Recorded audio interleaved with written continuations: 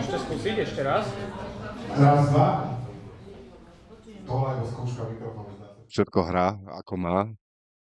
Mali sme začať o 19. 10-minútové meškanie je podľa mňa ešte v rámci nejakých pravidel slušnosti, takže vás všetkých vítam na dnešnej diskusii, rozprávaní o ostrovoch nezávislej kultúry v Bratislave 90. rokov. Ja som Braňo Bezák, ale ja som menej dôležitý, oveľa dôležitejší sú tí ostatní ľudia, ktorí tu so mnou sedia.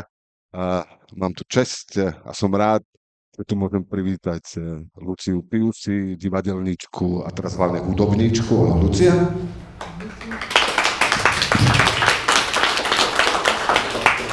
Vítam Kolomana Kertésa, Bagalu z vydavateľstva LCA. Výtvarníka Jozefa Giertli, známejšieho pod menom Danglár. Ahoj, Danglár. A film tu bude mať dvojnásobné zastúpenie. Je tu slovenský režisér Martin Šulík, vítajte u nás. A čo si chcel... A ako host, jak je nehrajúci kapitán, tak ako polohrajúci host je tiež slovenský filmár a režisér Juraj Johanides. Ahoj, Ďurko. Ty to popletol. Šulík je host. Prosím vás, nerobte mi to ťažším hneď od začiatku. Vyzerá to tu trošku ako taký trošku senioren klub, ale ja nechcem, aby to bola úplne že spomienková slávnosť na tie 90. roky, aby som bol rád, aby sme možno rozprávali aj o tom, čo tie 90. roky znamenajú aj pre to obdobie, ktoré zažívame teraz, aj v súvislosti s tou kultúrou. Ale začneme v tých 90. rokoch, začneme s tebou, Lucia. Stoka bola určite jedným z tých ostrovov tej nezávislej kultúry. Na Slovensku vlastne divadlo dlhodobo fungovalo v dvoch podobách. Na Slovensku je veľká tradícia takého ochotníckeho divadla, ktoré fungovali zriaďované pod všelijakými kultúrnymi domami a obcami a tak ďalej. A potom bolo takéto divadlo, ktorému sa hovorilo, že štátne, to boli všetky tie štátne divadlá. Ako vlastne fungovala, alebo začala fungovať v tých 90. rokoch, v takomto nejakom systéme tá Stoka? Vy ste neboli ani na jednej, ani na druhej strane však? To bol práve ten veľký zázrak tých 90. rokov, teda tá tesnotka po tej revolúcii v tom, že ešte všetci tí úradníci boli takí zlaknutí a prišli tam ľudia dostali sa na ministerstvo kultúry, myslím, že Agnes Snopko bol minister prvý a on tam mal takého skvelého človeka, čo robí aj stále tú výstavu fotografií, Václav Macek sa volá, a on bol veľmi odvážny a on tej Stoke, tomu Uhlárovi a Karáskovi, Miloš Karásek výtvarník, oni boli vtedy dvojica Uhlár Karásek a on im tak odvážne odklepol peniaze, takže tá Stoka sa zrodila ako profesionálne divadlo ľudí z ulice. Takže to bol ten zázrak, na ktorý stále aj Blaho vlastne spomínal, lebo bez tejto inekcie by asi ten fenomén Stoky ani nevznikol. Ale vo finále ste nefungovali ako pod ministerstvom kultúry, neboli ste zriaďovaná organizácia, takže že to bolo niečo úplne špeciálne v tom systéme, hej? To bolo tak, že tí vrátnici v dome dopravárov, kde sme sa tam nasťahovali do tej prvej Stoky, stále plieskali tými dverami a kričali na nás, že pod koho patíte? A my, že pod nikoho. Tak to bola tá nezávislá Stoka. V tom bol tiež ten zázrak podľa mňa, že tam nemohol prísť nejaká Šimkovičová povedať, že toto nie, a Blaho mohol to divadlo robiť slobodne a my sme boli vlastne profesionálni herci. Dalo by sa povedať, že všetci títo blázni, čo sme sa tam stretli, tam to bolo krásne, že neviem, Vlado Zboron bol vyhodený z teologického seminára. Napríklad, neviem, či to viete, Vlado Zboron. Tak všetci sme tam boli nejaký taký smedný, hladný po niečom úplne inom, než sú tie bežné systémy, ktoré ja som študovala tú scenaristiku, tá škola ma tak nejak nebavila a prišla som tam medzi týchto bláznov a úplne som zahorela pre tú stoku a všetci sme boli takíto nejakí blázni. Dalo by sa povedať. Ale asi rovnaké bláznovstvo bolo v tých 90. rokoch si povedať, že idem začať vydávať knižky. A v čom si chcel, aby to tvoje vydavateľstvo, ktoré si zakladal, bolo iné ako tie iné vydavateľstva, lebo predsa len ako tvoje rozhodnutie vydávať čisto slovenskú tvorbu, boli aj iné, bolo vydavateľstvo slovenský spisovateľ, ktoré vydávalo slovenských spisovateľov, tak v čom si chcel, aby to tvoje vydavateľstvo LCA bolo iné? No, musím začať ako prvé to, že v 89. som mal 25 rokov. Dovtedy som nebol nikde v zahraničí, okrem pár výletov do Maďarska. Bol som robotník, ktorý si povečer číta knižky. Čiže do tej revolúcie som sa zapojil naozaj ako mladý a aj ma vypočúvali policajti, aj neviem, čo proste všelijaké peripetie boli okolo toho, ale išiel som do toho proste s čistým presvedčením a vtedy som si povedal, že Kali nerobí, čo nechce, tak bavila ma hudba, bavila ma literatúra, tak som si vlastne v 91. roku založil živnosť a začal som robiť tieto veci. A ešte ako študent po revolúcii ma zobrali na slavistiku, tak ako študent som bol pri časopise Maternica, ktorý bol taký, že robený na kolene, ale vydávali sme našich vtedy súčasníkov, ja neviem, od 18 do 25 rokov, ľudí, niektorí z nich sú až doteraz v literatúre, že ja som bol vlastne v tom redakčnom kruhu tej Maternice a potom som si povedal, že však vydám aj knižku a to bol vlastne okruh tých autorov, ktorí v tej Maternici uverejňovali. Takže takto prirodzene vyplynulo, že budem sa venovať rodinkársky mojim kamarátom, spolužiakom, ľuďom, ktorým verím a potom to už aj ostalo, že som sa venoval iba slovenským autorom, lebo mi vyhovuje to, že priamo poznám toho autora. Takže môžem s ním komunikovať. Ďalšia vec, že som dobrodruh a rád objavujem nových. Nie prekladám niečo, čo už objavil v inej krajine niekto iný. Takže vlastne táto vášeň mi ostala doteraz, už to robím 33 rokov. OK, ale čo to znamenalo, že si povedal, že založím vydavateľstvo, že čo to reálne, čo si musel urobiť? Tu na Lucia a Stokári išli na ministerstvo kultúry a podarilo sa im niekoho presvedčiť, aby im dal nejaké peniaze a potom našli miesto v tom dome dopravákov, či ako sa to volalo. A odrazu a ty čo si musel urobiť, aby si mal vydavateľstvo v 90. rokoch? Tak to no, v každom prípade mal som music shop a predával som platne na LPčky, ešte vtedy boli v móde, v podchode, na deke a predával som CDčka, ktoré boli vtedy na vzostupe. Všetko, že vlastne... Áno, v podchode. No. Splýval som s okolím. No a keď sa vygeneroval nejaký zisk, tak som si vlastne vydal knižku pre potečenie, lebo aj debutová knižka bol môj spolužiak, ktorý mal vtedy 19 rokov, Tomáš Horvát, ktorý páčilo sa mi, že ako píše a vlastne on je v literatúre doteraz, už vydal 7 kníh a tak ďalej. Čiže mal som také šťastie, že som bol obklopený vtedy, alebo teda možno aj talent, že sme objavili takých spisovateľov, ktorí sú doteraz, ja neviem, Marek Vadas alebo Pavol Ránkov, alebo tak, že to sú ľudia, ktorí sú prekladaní kdekade po zahraničí a podobne. Ale to bolo mladická nerozvážnosť, ja neviem, či by som teraz niekedy v živote sa pustil do niečoho takéhoto, ale proste čím to bolo horšie, tým ma to viac bavilo. A v tých 90. rokoch potom, ako padol vlastne komunizmus, existoval obrovský hlad po veciach, ktoré boli dovtedy zakazované. Ľudia stáli rady na knihy, ktoré by dneska asi skončili s najväčšou pravdepodobnosťou medzi tými levnými knihami. Ľudia stáli v radoch na Patočku a Havla a Solženicina. A tak, ty si cítil, že aj vďaka tomu hladu, ktorý bol po nejakých aj vážnejších, a ako to ty voláš, po muzickej literatúre, že teraz kvôli tomu si sa do toho pustil, že trošku nasítiš ten hlad po tomto type literatúry? Nikdy som sa nezamýšľal nad tým, celý život žijem proste tak, čo sa mi páči, to robím. A podľa mňa slovenská literatúra má šťastie, že ma toto bavilo a baví ma to doteraz.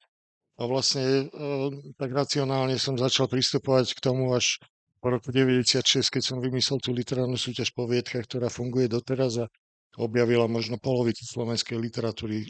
To sú ľudia, ktorí tam dostali prémiu alebo cenu a potom neskôr debutovali a tak ďalej. A to sú zase Marius Kopčaj, čo majú 10 kníh a Michal Horecký a proste strašne veľa dobrých spisovateľov a spisovateliek. Čiže už vtedy som to robil tak, že už som musel akoby racionálne, že áno, aby prežila tá súťaž a neviem čo, ale predtým to bolo tak, že keď sa mi to páčilo, tak som to vydal. Ja neviem, Pavel Ranko u mňa debutoval v 95. 200 kusov v náklade. Nemal som peniaze, tak som to vydal len tak po trimickársky, ale on by možno nebol v literatúre, keby to vtedy nebolo vyšlo. Čiže, ja neviem, alebo ty, keď si ešte robil v Rádiu Rekten, tak sme boli celkom blízko v kontakte, tak vydal som knižku Laješovi Grendelovi, Levičanovi a rehotal si sa, že tá knižka má viac recenzií ako predaných výtlačkov. Áno, áno, áno. áno. Tak my sme si v Rektime hovorili, že osobne poznáme všetkých našich poslucháčov, takže to bola taká doba. Keď hovorím o tom hlade po veciach, ktoré neboli počas toho minulého režimu, tak Danglár, ja som nebol z Bratislavy, ale viem, že ľudia čakávali pred Poľským centrom, kedy vyjde nový PIV, lebo ľudia strašne chceli komiksy, že komiksy boli niečo, čo za tých komunistov tu nevychádzalo, ale ľudia poznali, že to existuje. Ty, keď si skončil školu, ako človek, ktorý mal blízko k tomu komiksu a si kreslič aj komiksových obrázkov, pre teba musel byť raj, keď si skončil, nie? Že hneď si dostával množstvo ponúk, že poď kresliť komiksy, nie? Bolo to tak? Jasné, to bolo... Na PIFA sa nečakal pred polským, ale na Lavrinskej pred zahraničnou tlačou. A ja som tam čakal, jak taký kuj. Ale komiks je fakt, že vtedy každý vlastne. Vznikali furt nejaké nové časopisy, noviny. Ja som jedno obdobie kreslil asi do nejakých 10 periódik súčasne po celom Československu, že noviny, týždenníky, mesačníky a mal som potom pocit, že potom to aj tak zanikalo samozrejme. Vznikali a zanikali. Ja som mal pocit, že to za to, že som to spôsobil ja. Ale asi nie, úplne to nebolo zrejme moja vina. Ale to bolo výborné, lebo vtedy sa dalo kresliť čokoľvek. Mohli sme si robiť piču z hocikoho. To bolo úplne jedno, čo sa vtedy dialo, že koho nakreslili, to nikoho aj nenapadlo, že nejak sa sťažovať, alebo že ťa budú naháňať, alebo trestať, nevedeli, či to môže, alebo nemôže. Ale výhoda bola aj to, že ty si hovoril, že vznikla Stoka, že to bolo super, že vzniklo takéto divadlo, aby sme boli všetci profesionálni herci a v zápäti si povedala, že Vlado Zbroň, že toho vlastne ho nedokončil, že to je ten nedoštudovaný farár, ako ja ho doteraz volám, že padre Vladimír. A výhoda bola to, že zrazu aj Kali, čo robil, že on si mohol založiť vydavateľstvo, začal vydávať knihy. Ste si urobili divadlo, alebo ja som mohol kresliť komiksy pre kohokoľvek, to v Československu, alebo aj niekde inde. A nikoho aj nezaujímalo, či vôbec ja mám nejakú školu alebo nejaký titul. Že teraz zase samozrejme sere, že nejakí idioti nekompetentní tu riadia túto krajinu, ale zase bola výhoda, že... Zase majú titul. Tak to zakúpiš teraz. Ty to zakúpiš, no lenže že v podstate sa neriešilo, že či ty máš nejaké oprávnenie, či máš diplom, či máš školu a môžeš toto robiť. Proste buď to vieš robiť a to robíš, alebo to nevieš robiť a chod do prdele. Takže to bola obrovská výhoda. To bola také tá doba toho bezprávia, že sa všetko dalo. No, ja som nakreslil prvé obrázky do novín o protivu komediantov, keď bol cez revolúciu a tam ešte Zuzou Mistríkov a neviem, kto tam ešte bol, či Zuzka Ďurčeková, alebo neviem, kto vtedy tam bol. Že vymysleli také noviny, že Zmena sa to volalo. Bola Smena, to boli tie normálne, noviny veľké. To bol len taký dvojlist. A ja som tak kreslil obrázky do toho, nejaké články sa naklepali na stroj, sa tam polepilo, že sa to nejak rozmnožilo. A tam som potom začal robiť normálny taký komiks, politický, alebo rôzne sa menili tí scenáristi. Veľmi zvláštne a to by bolo nadlho. Ale potom... Dve scenári mi písal Pišta Semian, režisér, A ľudia potom sa sťažovali, že nikto tomu nerozumie. A proste básnik intelektuálny, ja som tiež tomu niekedy nerozumel, čo som kreslil. Tak potom sme to zmenili a sme v deprese vymýšľali s Ivanom Čobejom nejaké nové scenáre. A tam som robil, potom sa toho zmocnili nejakí nacionalisti tých novín, takže som odtiaľ odišiel a potom som kreslil, vzniklo Echo noviny, tak tam som kreslil, potom bol Kultúrny život. Potom sa to niekde aj tak v Čechách rozšírilo, tie noviny, však to bola vlastne ešte vtedy jedna republika, ja som starý federalista. Takže tie obrázky stále bolo kam robiť, každý niečo chcel. Taký ten pocit, že v tých 90. rokoch bolo všetko možné, aspoň teda v tej prvej polovici, to si asi nesieme všetci, čo sme to zažili so sebou, ale trošku iné je akože aj urobiť divadelné predstavenie, je asi náročné aj finančne, aj vydať knižku, aj začať vydávať nejaký komiks v novinách, je asi trošku komplikované, ale všetko je to menej komplikované ako natočiť film. Že predsa len na film sú iné rozpočty, iné technické podmienky na to musia byť a tak ďalej. Ako to bolo v tých 90. rokoch s tými slovenskými filmami, lebo ja si nesiem, teda okrem tých filmov, ktoré ste natočili vy, tak ich veľa nevznikalo a ja si pamätám taký ten pocit, že slovenský film a 90. roky to je ukradnutá koliba, zhnitý fundus, laboratória, v ktorých sa rozložili tie prístroje, lebo v nich nechali to sa hovorili sa také legendy, že to proste, že nechali zničiť tú kolibu tým, že ju sprivatizovali. Takže ako to bolo v tých 90. rokoch so slovenským filmom, pán Šulik? Poviem ešte jednu vec k tým predchádzajúcim veciam, čo tu padli. Bolo to zaujímavé pozorovať, ako po tej revolúcii tie rôzne umelecké disciplíny reagovali na tú politickú situáciu. Paradoxne veľmi rýchlo zareagovali výtvarníci, však všetci študenti Vysokej školy výtvarných umení vlastne oblepili Bratislavu tými plagátmi a to boli vlastne prvé komiksy, vtipy, ja neviem, čo to bolo, ale vtedy sa opravovalo vlastne tuto na Rolandové námestie sa opravoval, všade bol ten vlnitý plech. Keď si pozeráte zábery, ten vlnitý plech bol celý pomalovaný takými farebnými vtipmi, Gottwald, Dodič, strašne to bolo veselé, z toho išla taký prvá energia. A druhé umenie, ktoré na to najrýchlejšie zareagovalo, bolo divadlo. To asi ešte 17. septembra sa začali tie udalosti a asi nejakého 5. novembra, asi nejakého 5. decembra, alebo čo už bolo nejaké stretnutie mladých ľudí v Dimitrovke. Tam mal Blaho Uhlár ešte nejakých svojich ochotníckých hercov, s ktorým robil v kopu a tam oni už urobili prvé predstavenie. Oni už mali nacvičené za tie 2 týždne prvé predstavenie. Pamätám si nejakú scénku, taká dievčina vyšla s kamennou tvárou pred divákov, mala plný košík vajíčok, tak to ich hádzala o zem a hovorila, do piče. Asi 60 vajíčok rozbila a potom odišla. A ja si pamätám na ten šok, lebo však ten disk a aj dokonca ešte aj to ukrajinské divadlo, tam už bolo cítiť, že sa mení poetika a že niečo, ale pamätám si, ak sme sa na to všetci dívali, lebo povedali, že budú predstavenia, nebol príbeh, nebol nič, a bol len takéto podivné výjavy. Potom tam bola jedna scénka, a to už neviem, či dokonca aj Vlado Zboro nebol, alebo Klacokerata, už si to tak nepamätám. A už sa mi to tak pletie, že niekto si neustále prezliekal kabáty. Že to trvalo asi tiež minútu, že stále si prezliekal kabát a niečo a zase si prezliekol kabát. Že je to divadlo a tí výtvarníci na to zareagovali skoro najrýchlejšie. Čo s filmom? No, film na začiatku 90. ešte rokov dobiehal, lebo bol štátny. Tam bola taká idea, že sa možno podarí spraviť, preklopiť, transformovať ten štátny film do niečoho, čo bude fungovať v tých nových podmienkach. Že by tam mal štát prioritu. To sa dokonca vtedy uvažovalo ešte aj v Čechách, lebo aj v Čechách ešte bol vtedy Barrandov štátny. Ale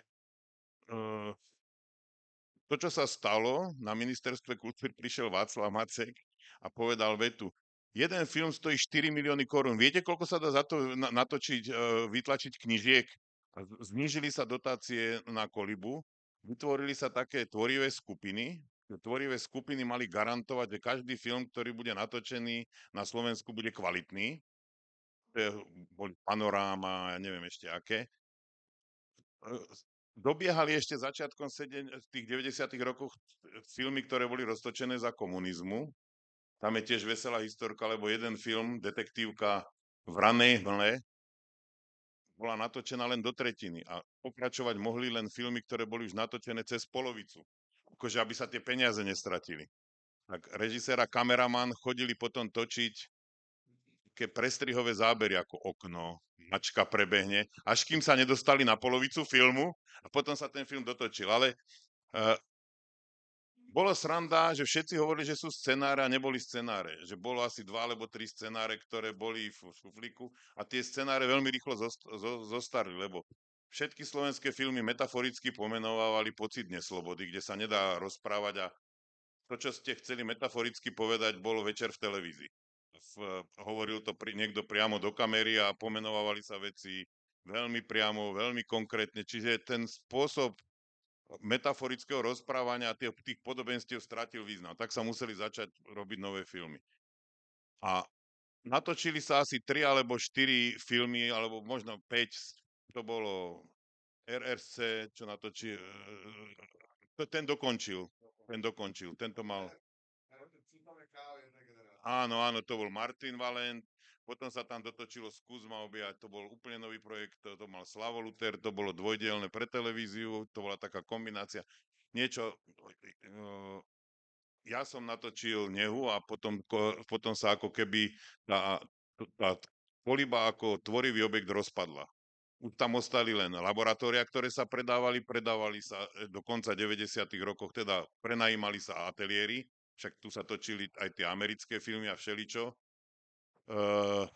Čiže tá materiálna základňa sa využívala, ale už to nebol, už koliba neiniciovala filmy a tým pádom začali vznikať nezávislé produkcie.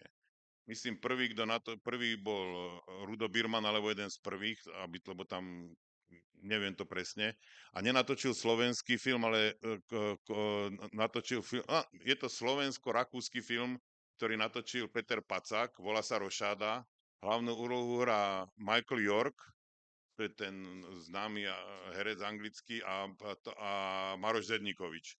A je to taká špionážna príbeh. Reprizovali ho asi pred 2 mesiacmi v televízii.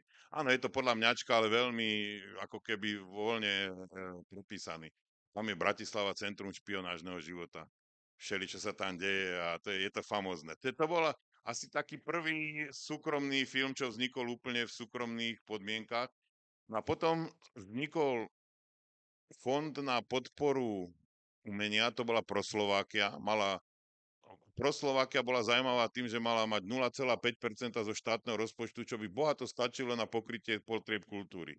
Ale pretože zákon o štátnom rozpočte je vždycky nad tým zákonom o Proslováky, tak vždycky tam bolo menej. Myslím, že najviac bolo 1,2, lebo vždycky sa tie peniaze strašne zrazili. A z toho fondu sa opravovali pamiatky, vydávali knihy, robili sa, myslím, že aj cirkev tam niečo z toho mala, divadlo sa podporovalo nezávisle a film. No a to bol vlastne jediný zdroj na filmy. A potom, myslím, prvé 2 filmy, ktoré boli z Proslovákie podporené, bolo Na krásnom modrom Dunaji a Všetko, čo mám rád, ale obidva tie filmy vznikali v koprodukcii s televíziou. Čiže takéto bolo to pozadie. Tam vzniklo potom niekoľko produkčných tých skupín. Ars Media to bol Igor Hudec, Patrik Pažmal nejaké. Skrátka, tam sa to... Filmári pochopili, že ak chcú prežiť, budú to musieť produkovať sami, lebo ten štát to robiť nebude. Ale zároveň je to drahé a vždycky musel byť nejaký fond. Dlho to bola tá Proslovákia a potom sa z toho stal ten audiovizuálny fond. Ale už hovorím dlho. Takže len...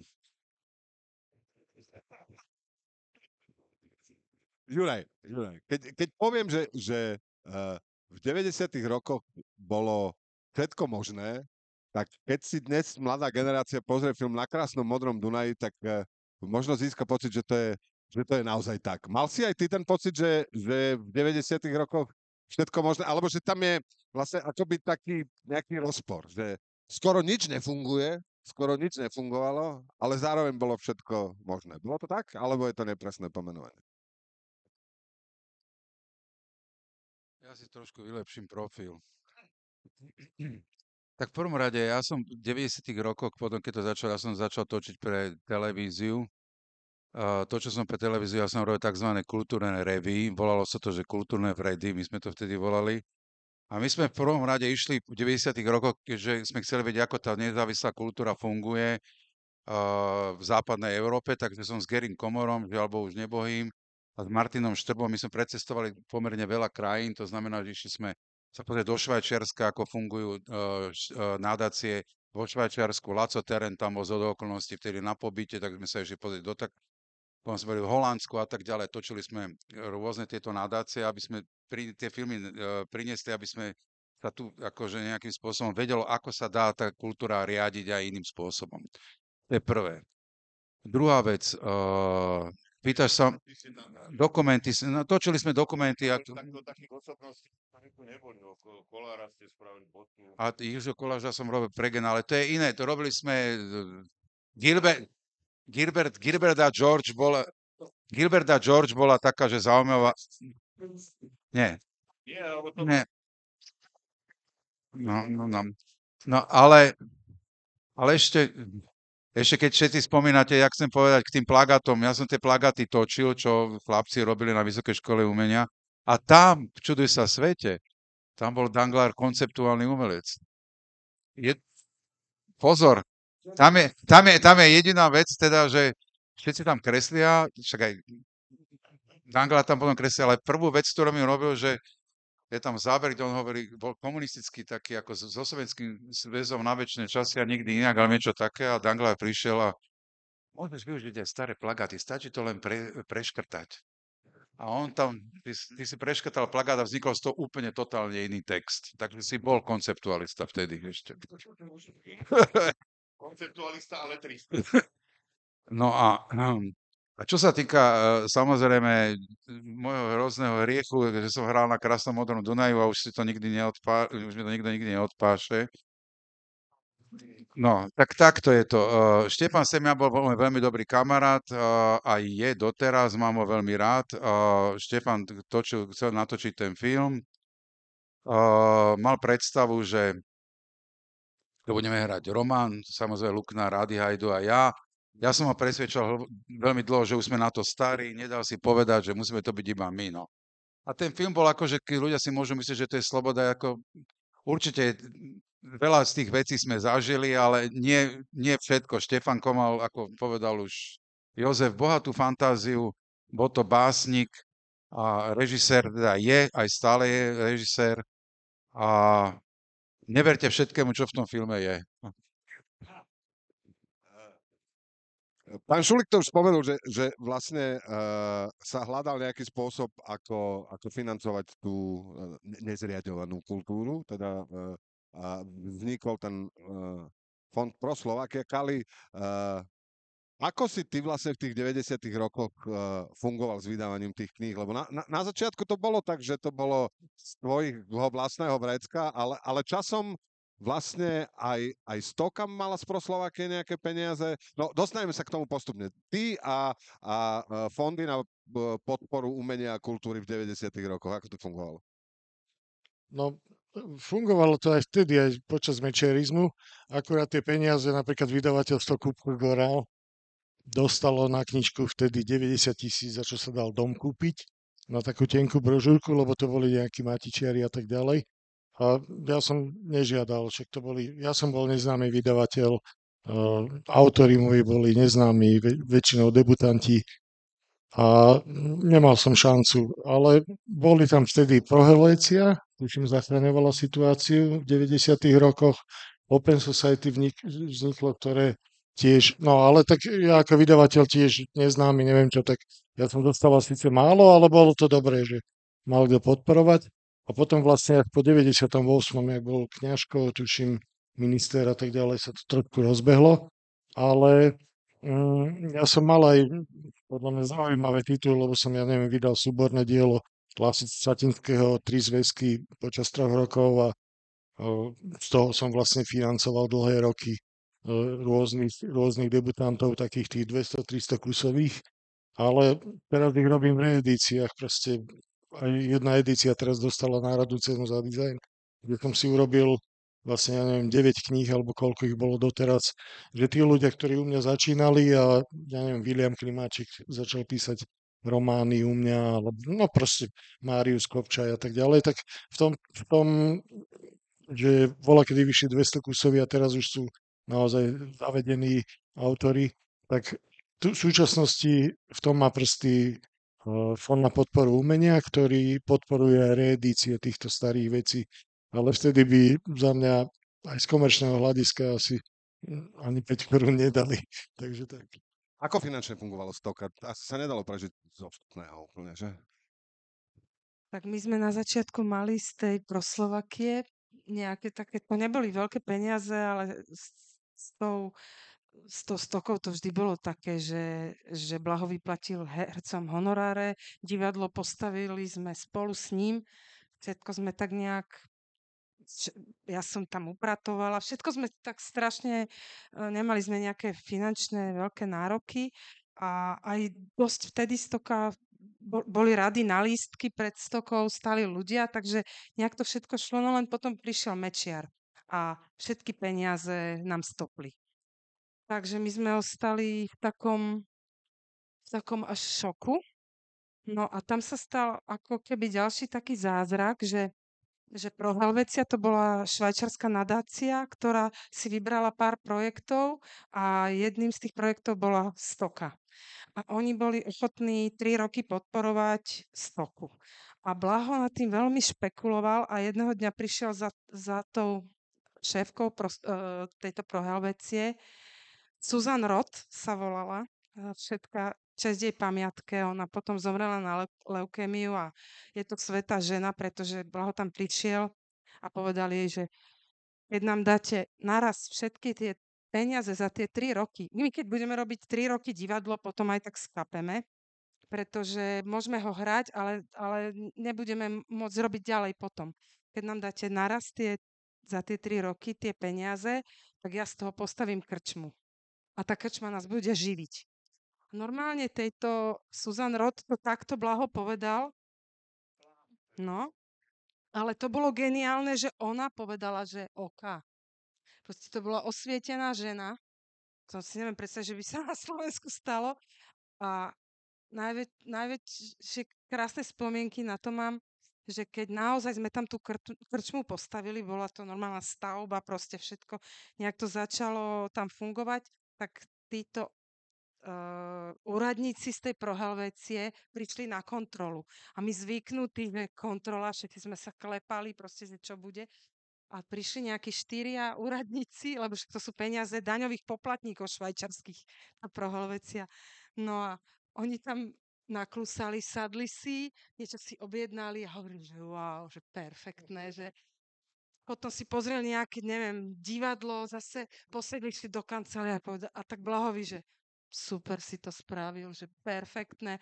A my sme mysleli, že musíme nejaké papiere ukazovať alebo niečo. Oni vôbec nič. My sme skoro odpadli vtedy. To bol taký zážitok. Ja len k tej krčme, že to nebola krčma. Ja som tam napríklad v tých 90. rokoch skoro každú knižku uvádzal, boli tam kultúrne podujatia. To treba si vysvetliť vlastne, že to bola jedna veľká divadelná sála, kde sa potom robili aj všetky možné koncerty od Slobodnej Európy po ja neviem čo všetko. Nie, ale tá sála vlastne bola tá sála dopravného podniku, ktorá tam už bola, ktorú sme už predtým spravili. Tam bolo také foaje, kde sa tiež robili všelijaké kultúrne akcie potom neskôr. A ešte bola jedna časť, ktorej Blaho vlastne postavil krčmu aj s barom, tak to bola echt krčma a tam chodila celá Bratislava vlastne. Ty si to spomenula už, Lucia, aj ty si to naznačil, Kali, že keď sa hovorí o 90. rokoch, tak by sa mohlo hovoriť, že pred Mečiarom a po Mečiarovi. A niečo také si zachytil aj ty, Danglár, že vlastne po tých 90. rokoch, v tom 90. všetko sa mohlo, hoci čo sa mohlo a potom odrazu zacítil si aj ty, že odrazu nie už úplne hoci čo sa môže?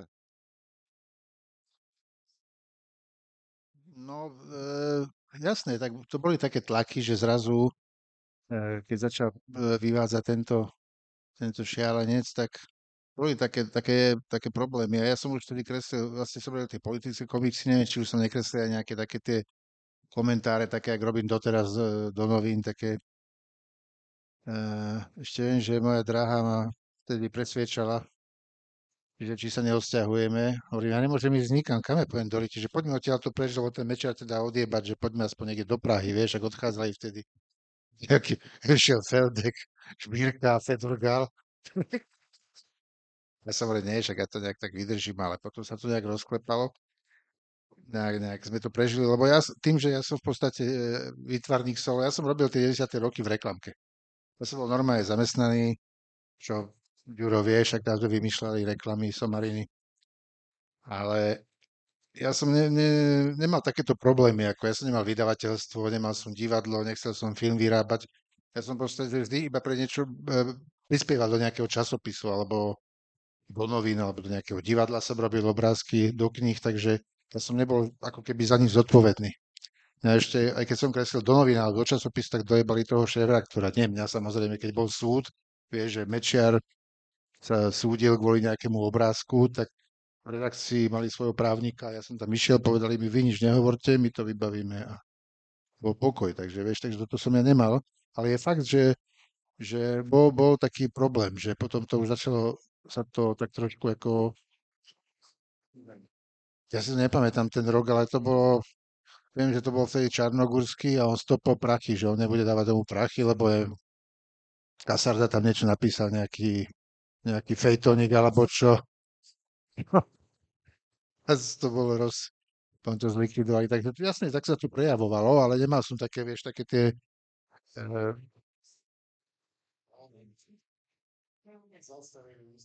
jaj, aha. No.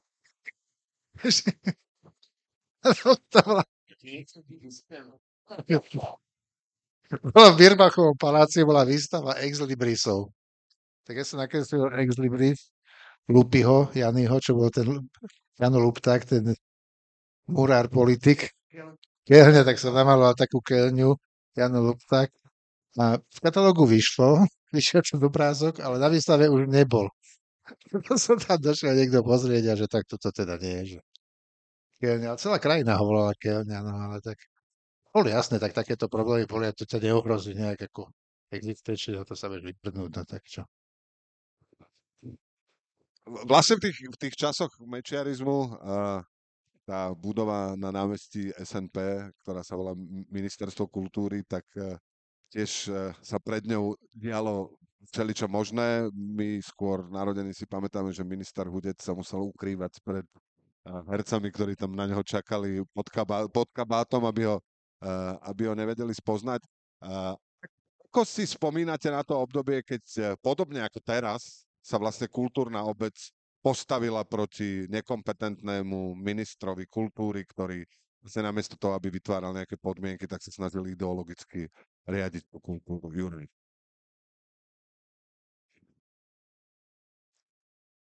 Tak ja sa vrátim späť k rádiu Ragtime. V rádiu Ragtime bol človek menom Vladimír Talian, ktorý bol spoluzakladateľ teda rádia Ragtime. A ja som chodil do rádia Ragtime, koniec koncov mal som tu čest s tebou moderovať zo párkrát pod vplyvom s plnou alkoholu, tak to poviem. A bolo to nesmierne zábavné, ale už začali byť tak, to začalo tak akože pritvrdzovať, tak my sme rozmýšľali, že vlastne čo by sme mohli spraviť a vtedy sme dali dohromady, keď išli voľby, že začalo nejaký občiansky život a dali sme dohromady prvýkrát takú kampaň, ktorá sa volá, že Volím, teda som. No a Volím, teda som bolo zamerané na prvovoličov, lebo tí prvovoliči, a to sa nám konec koncov vtedy aj podarilo v tom 98. My tvorili všetko, tam účinkovali, myslím si, že všetci. Ty si tam neúčinkoval, jedine teba si nepamätám, ale viem, že tam bol Danglár, ty si tam bol, všetci. Aj Martina som volal, Martin mi vtedy povedal nie. Ja som účinkoval. Po 3/4 hodiny, čo som niečo rozprával do kamery, potom hovorí, nechajme to tak. A bola tam taká domovníčka, čo niečo vešala. A on hovorí, pani, a vy si čo myslíte o tých voľbách? A tá domovníčka mu tom povedala. Potom je poslal takú SMS-ku. Ty si nevyšiel, je tam tá pani. No, lebo ja som nevedel, ako mám agitovať, že máme ísť voliť. A vždycky, keď som to povedal, to je zle, ty hovoríš. A ja som sa vždycky smial a hovorím, mladí ľudia, poďte voliť, aby sme zvrhli Mečiara. Ty si debil, to nebudeš takto. Inak to bolo celý čas. No a tak potom ma odtiaľ vystrihol a pánia sa...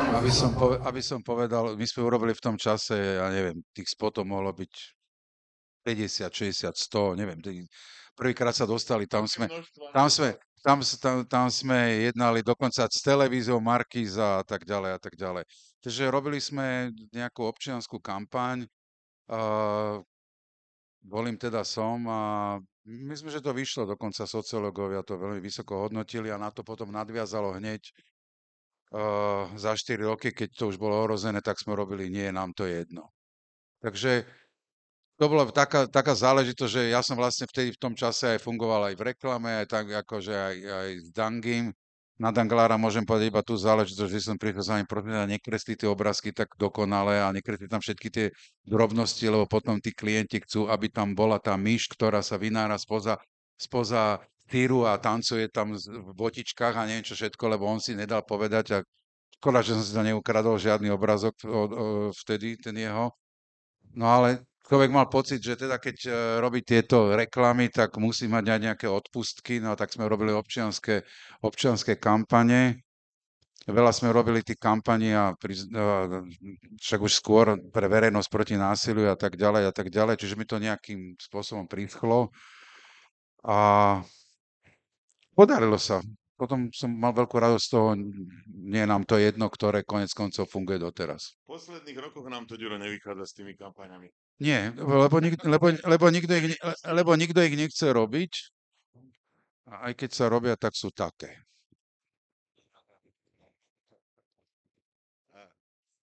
Aj na základe tých skúseností z toho, ako sa vlastne v 90. rokoch aj tá kultúrna obec dokázala spojiť, vlastne zomknúť proti nejakej konkrétnej politickej sile, ktorá napokon prehrala. Myslíte si, že v tej aktuálnej situácii môžu byť tie 90. roky nejakým spôsobom inšpiráciou? Alebo vtedy sa to podarilo, Boh vie, či sa to podarí teraz. Takto. Všeli, čo sa stalo v 90. rokoch a bola to dobrá skúsenosť. Filmári stratili naozaj kolibu, televízia sa zmenila na propagačnú trubu a tak ďalej. Mnohí umelci boli odpojení od zdrojov, ale to, čo ostáva, to sa nedá zabrzdiť ten pocit slobody. Čím sa viacej dúpalo, tým sa viacej chodilo na stoku, napríklad, akože, lebo ľudia tam nachádzali niečo, kde počuli slobodne vyslovený názor.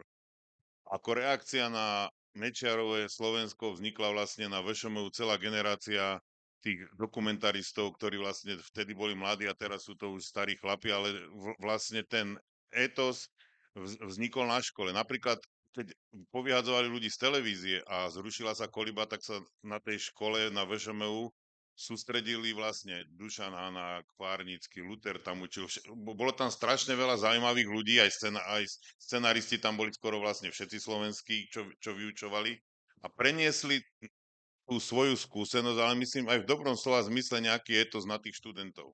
Čiže na konci 90. rokov už Kuboš natočil film v 98. roku o voľbách. To bol strašne vtipný film, lebo on telefonoval ľuďom, dobrý deň, volám sa Jan Potok. Povedzte nám, budete voliť HZDS? To bola prvá otázka. Teraz všetci hovorili, no viete, ja budem, ale nechcem o tom hovoriť, alebo ja nebudem. Druhá otázka bola, keby ste volili, my sme vám schopní finančne pomôcť, stačí, keď donesiete tieto, to bola druhá. Teraz tam bola celá reakcia ľudí, čo váhali, či si nechajú zaplatiť za to. A potom bolo tretie, že je tam ináč veľmi dobrá scéna, kedy jeden slovenský hudobný skladateľ povie, no ja ešte neviem, ja by som sa potreboval poradiť s manželkou. A teraz stavil Mladý človek to bol. A potom je posledná časť, kedy tí mladí ľudia všetci potoka pošlú do prdele. Ale je to film, ktorý už v 98. zachytával tú premenu v tej spoločnosti a tam všeličo na tej škole sa natočilo. Zúza, Lucina sestra, natočila Výmeť. To bolo veľmi aktuálne o tom, ako jej rozprávajú šikláči, že ako oni robia výmety. A ona hovorí, áno, naozaj takto to robíte, áno. A teraz potom jej to predvedú, si pomýlia byt a vymatia nejakú inú rodinu. Tak to potom na školu telefonovali, že aby sa ten film zakázal. Potom boli tam tí kukláči chodiť prosiť.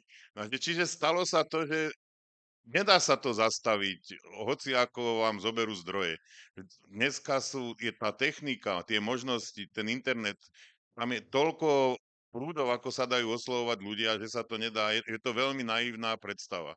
A preto ja každý deň, keď si otvorím tie noviny, vidím, že títo nešťastníci sa rútia do záhuby, lebo sa to začne štiepiť to Slovensko. Tí ľudia to začnú chápať a to umenie, tá kultúra, školstvo v tom má veľký význam. Ide len o to, aby ľudia vnútorne nerezignovali. To je podľa mňa problém. Lebo na zdroje sa siahnuť dá, ale neviem, či sa to dá úplne zastaviť. No, ja by som k tomu povedal jednu vec, že vlastne 30 rokmi sme mali o 30 rokov menej a inú energiu. A tú svoju revolúciu. Presne to k tomu spejem, že vlastne sme si urobili svoje a vlastne každý z nás celý život ide v jednej línii bez akéhokoľvek vybočenia v tom svojom presvedčení a v podstate zdokonaluje tú svoju robotu a plýva mu so životom. A ja som napríklad osobne veľmi rád, že otvorená kultúra, ktorá vzniká v tomto roku, tak ju robia terajší 20-30 roční ľudia a že vlastne tá ich vízia, ako by mala kultúra fungovať, ako by mali vzniknúť podmienky na podporu vzniku kultúry alebo vzniku umenia a tak ďalej, tak sú zhodné s mojimi názormi, akurát oni ich formulujú svojimi spôsobmi, formulujú ich na sociálnych sieťach, ktorým ja tak veľmi nerozumiem a tak ďalej. Oni si vedú svoj boj, ale mojou úlohou za to je tu aj ten odznak je to, že som za nimi a kedykoľvek, ja to cítim, kedykoľvek bude treba pomôcť, tak prikročím k tomu.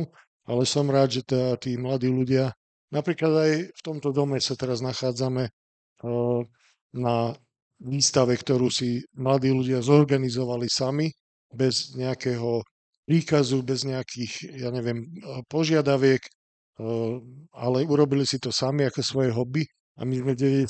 rokoch robili presne to isté. Keď sme mali pocit urobiť divadlo, tak sme si robili najlepšie, ako sme vedeli, ale boli aj na Hradnom vrchu, predsa v bazéne a podobne nejaké performancy a výstavy, ktoré mi pripomína toto, čo robia terajší mladiasi, takže svet patrí 20-30 ročným. Jasné. Ja by som chcela ale povedať jednu vec, že ja nad tým stále teraz rozmýšľam, to tak porovnávam, že čo sa dialo vtedy a čo sa deje teraz. A mne sa zdá zásadná takáto vec, že vtedy tá stoka bola naozaj nezávislá, živila ju tá krčma. Tam nemohla prísť proste nejaká postavička z nejakého ministerstva kultúry a práve v tých štátnych divadlách sa tí ľudia báli, oni sa naozaj báli a tam sa nič také nedialo. Tak sa všetci presídlili do tej stoky. Myslím, ako nemohli si dovoliť, neviem, na malej scéne spraviť debatu. Jasné, jasné, jak odišiel s kabatom, to je jasné. Len teraz chcem povedať to, že tam sa naozaj mohlo každý týždeň diať, neviem, napríklad tam začali byť politické diskusie, zasurmili surmity, sme to nazvali vtedy. Si pamätám, že s Marenčinom sme to, že jak sa to nazve a Blaho, že môže byť a tak proste. A zrazu sa tam diali tie debaty, ktoré sa nemohli diať v tých štátnych divadlách. A celá tá komunita tej kultúry sa tam vlastne vyformovala ako taký odboj. A ja strašne dúfam, že toto sa stane tiež ako keby teraz, pretože čo? Sa tváriš? Ja si myslím, že je totálne úplne iná situácia, že že žiaľ, toto sa bude musieť riešiť asi politicky, ako v súčasnosti. Ak si myslíme, že ja otvorenej kultúre takisto držím absolútne palce, všetko a teda, ale pokiaľ sa nebudú schopní spojiť, myslím si úplne otvorene poviem z PS a zatlačiť a oni to uh, programovo nechcú, oni chcú byť apolitickí a to sa mi zdá, že za tejto situácii to nevyjde. Že myslieť si to, že budeme nás chodiť stále viac a viac na námestia a že teda Šimkovičová si povie, alebo to, že no tak dobre, no tak je ich strašne veľa, tak odídu. To je taká naivná predstava si myslieť, že teraz oni budú odstupovať. Tam nejde o to, aby odstúpili hneď. Tam ide o to, aby tí ľudia sa naučili rozprávať, aby sa naučili premýšľať a aby sa naučili stáť za svojimi názormi. Jedna vec je iná oproti 90. rokom. V 90. rokoch, keď nastúpil Mečiar, ešte stále doznieval ten pocit slobody po 89. roku. To bolo v 94. Ale v Bratislave bolo strašne veľa cudzincov a ešte tí Slováci neboli rozlezení po celom svete. Ešte neboli mladí ľudia na všetkých cudzích školách. Ešte boli všetci tu a práve naopak strašne veľa vecí sem chodilo zo sveta. Vtedy napríklad Milan Sládek, keď spravil tú arénu, tak on tam urobil niekoľko ročníkov toho pohybového divadla a zrazu sem chodili, ja neviem, teda aj nielen vďaka nemu, ale Doktorov tu bol, tí Rusi tu boli takí, čo robili takéto derevo, či ak sa volali. A že bolo tu strašne veľa dobrého umenia z Európy a bolo to strašne inšpirujúce, že čo sa dá dosiahnuť a ako sa to dá prelomiť. A toto dneska už to nadšenie, alebo tá túžba zmeniť ten svet, nie je taká viditeľná. Lebo dneska, keď to na Slovensku nepôjde, každý má kufor, odsťahuje sa do Thajska s počítačom, to sa vtedy nedalo. Odíde do Čiech, odíde preč. Však ja sa tým mladým ľuďom ani nedivím, prečo by mali zabíjať najlepšie roky svojho života tu a presviečať niekoho, že no. A je toto je podľa mňa tá najväčšia zmena, že neexistuje taká hlboká vnútorná energia od tých mladých ľudí urobiť tú zmenu. Jednoducho Nemyslím to. Si starý. môžu... Nie, mám ich doma, no tak čo? To je ako téma toho odchodu. Ty si to vlastne, Danko, ty si to naznačil, že chvíľočku si aj ty o tom uvažoval. A naozaj asi Lucia by to mala trošku ťažšie ako divadelníčka, predsa len tam ten jazyk v Čechách, Slovenčinu by možno zvládali ťažšie. Ale ty, ako človek, ktorý sa živí obrázkami, vieš, to je univerzálny jazyk, ty by si vedel, aby si naštudoval politickú situáciu, vymyslím si aj vo Francúzsku, tak by si vedel toho Macrona nakresliť, hej? Ale napriek tomu si ani do tej Prahy neodišiel. Čo ťa tu vtedy v tých 90. rokoch, keď tu bol ten Mečiar, čo ťa tu udržal? Macrona by si nakreslil aj ty. Ja neviem, ja som nechcel nikdy odísť. Ja som normálne taký lokál patriot, alebo ako to nazvať. Skoro som povedal, že vlastenec, ale to možno také tiež nie je zlé slovo. Že to je také naivné, ale ja som si hovoril, že keď kurva niečo treba urobiť, tak to treba urobiť tu, akože doma. Akože nemôžeme na to sa všetci spakovať a odísť odtiaľto preč. Dosť mladí, sú všetci roztrúsení, však my máme 2 deti, ani jedna nechodí do školy do Bratislavy. Tak tu v prdeli v Prahe, v Krakove, všelikde. A však tu nikto potom neostane. Akože čo to, komu to necháš tú krajinu? Rusom? Alebo potom ja som býval vo Zlone vedľa ruských kasárnic, mi to stačilo, takže ja si myslím, že nemôžeme odísť odtiaľto preč. A tie naše dôchodky, kto bude? Mne sa tu páči, vieš, že... Posledná otázka. Čo podľa vás z tých... Pričím? Odvalil som práve teraz všetky ručičky. Čo podľa vás z tých 90. rokov pretrvalo doteraz a čo pretrvá aj do budúcnosti? Pre vás osobne a možno aj tak vo všeobecnosti. Čo? Ale asi knižky tvoje, čo si vydal, zostanú, nie?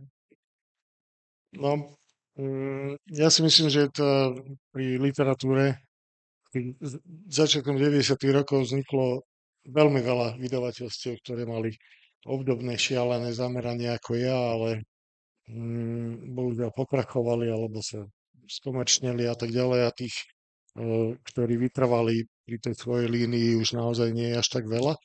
Ale som rád, že to stávajú noví bagalovia, držím im palce, lebo vlastne si myslím, že najcennejšie je, keď ja som ako servisné pracovisko, čiže najcennejšie je, keď ja objavujem svojich rovesníkov. Čiže keď som bol mladý, tak som objavil ľudí, ktorí doteraz vlastne sa venujú tomuto.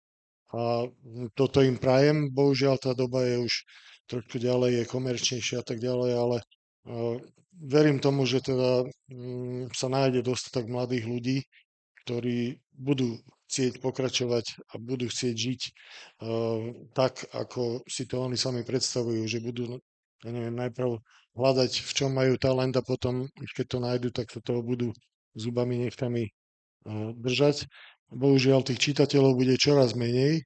Aj tá literatúra alebo umenie si hľadá nejaké nové miesto v tejto digitálnej dobe, ale umenie neskončí a umenie budú vždy tvoriť talentovaní ľudia, ktorí budú stále noví a noví, ale budú potrebovať, povedzme, z môjho hľadiska iné servisné služby, napríklad tie sociálne siete, čo im ja už neviem poskytnúť. Takže ja nie som až taký pesimista. Reálne bude nás menej, takých, ktorých zaujíma muzické umenie, ale zostaneme. Ja mám stále kapelu, jak som túžila mať a v tej stoke sme sa stretli tí ľudia a okrem jedného chalana sme vlastne všetci ďalej, aj teda spolu hráme ďalej a robíme albumy, aj keď máme už iný názov. A myslím si, že aj tá stoka, ten Blaho Uhlar síce zomrel, ale tá posledná generácia tých jeho stokárov je úplne úžasná a vyzerá, že sa im podarí nejako pokračovať v tej stoke. Vyzerá to tak, že majú 21 predstavení, ktoré s ním spravili za 12 rokov a ja som robila hudbu k nejakým posledné roky, lebo Blaho mi zavolal, že sprav mi niečo. Som spravila a dobre to bolo, potom som sa z toho radovala, robila som ďalej a všetky tie predstavenia, čo som ja videla, tak sú úplne geniálne a strašne dúfam, že to ďalšia generácia mladých ľudí uvidí, že oni to môžu hrať a okrem toho myslím si, že ten človek to je pole, ktoré tu on zasadil v ľuďoch. V tom stretnutí s Blahom Uhlárom je niečo zázračné. To všetci, ktorí zažili tú tvorbu s ním, tak pocítili a ten život im to zmenilo. A myslím si, že to sa prenáša ďalej, tieto veci. To sú princípy myslenia, ktoré sa prenášajú ďalej. Takže v tomto to bolo vlastne všetko strašne silné. Ja neviem, či vie na toto odpovedať, lebo tak ja som robil stále to, tá moja robota mám pocit, že nefunguje ako nejaký film, alebo niečo, čo sa vyvíja, vieš, skôr, som vlastne taká konzerva, klasik, ktorý kreslí, čo, alebo maluje a som taká akože ručná práca stará a s tým ako pokračujem ďalej. Ja som skôr chcel k tomu sa vrátiť, čo hovoril aj Ďuro, že prečo napríklad sme odtiaľto neodišli, že preto, lebo to si nenájdeš nového starého kamaráta. Keď by som nevedel žiť, museli by potom všetci ľudí, čo mám rád, odísť niekam. A tak by som tam išiel aj ja. Ale asi by som nechcel žiť niekde, kde proste idem po meste, nikoho nestretnem, lebo tam nikoho nepoznám. To by ma asi jeblo, fakt.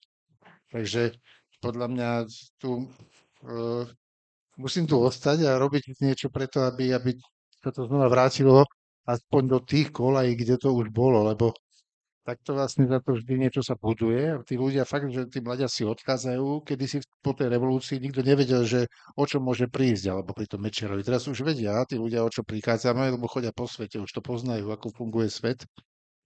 Potom sú vydesení, tak by bolo dobré, aby sa vracali a a snažili sa akože zobytniť znova túto našu krajinu. Ja neviem, teraz keď sme o tom rozprávali, či existujú jedny 90. roky, lebo ja by som povedal, že tých 90. rokov bolo strašne veľa. Jednak každý z nás osobne mal každé roky, ale principiálne bola na začiatku 90. rokov eufória z toho, že sme sa zbavili toho komunizmu. To bola krátka, možno 2-3-ročná eufória, radosť, kedy sa to v tej spoločnosti prejavovalo. Potom nastúpilo také zvláštne obdobie, ktoré všetci spájajú s Mečiarom a s ideologickým tlakom, ale povedzme si úprimne, tam nešlo o žiadnu ideológiu. Išlo o privatizáciu, rozkradlo sa Slovensko. To podľa mňa navždy ostane na Slovensku, táto pachuť z tej krádeže, lebo Mečiar nebol žiadny ideológ. Tá Mečiarová parta bola parta privatizérov, ktorí rozkradli. Tá ideológia slúžila len na to, aby sa mohli dať peniaze. Lebo sa to dávalo našim ľuďom, nechceme zahraničiu. Ten nacionalizmus, ako náhle sa zmocnili majetko, nacionalizmus opadol a Mečiar prosil, aby nás zobrali do Európskej únie. Tak nebláznite, aj Európu podporoval, lebo už mali majetky. A tá tretia časť tých 90. rokov bola zaujímavá v tom, že sa tá spoločnosť dokázala spojiť. Nebolo to jednoduché spojenie, to škrípalo všetky medzi zubami, to, čo sa teraz rozpráva, to spojenie, ale na chvíľku sa našla nejaká spoločná myšlienka, bol to asi vstup do Európy, bol to ten vstup stať sa nejakým moderným európskym štátom, ktorý na chvíľku tú spoločnosť zase nejako posunul.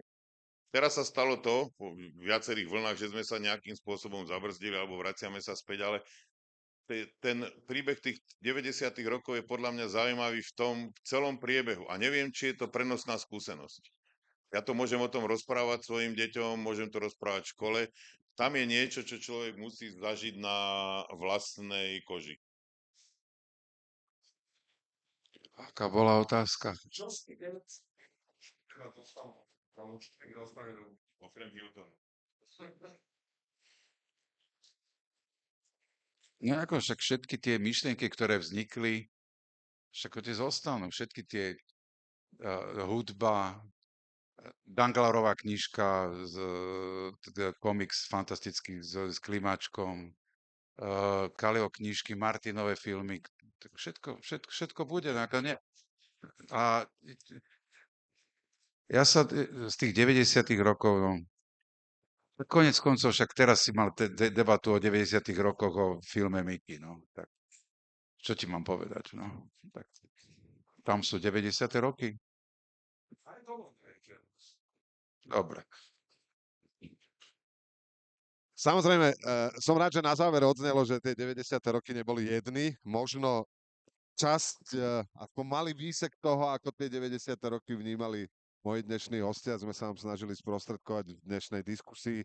Ja ďakujem, že ste prišli a ďakujem Lucii Piusi.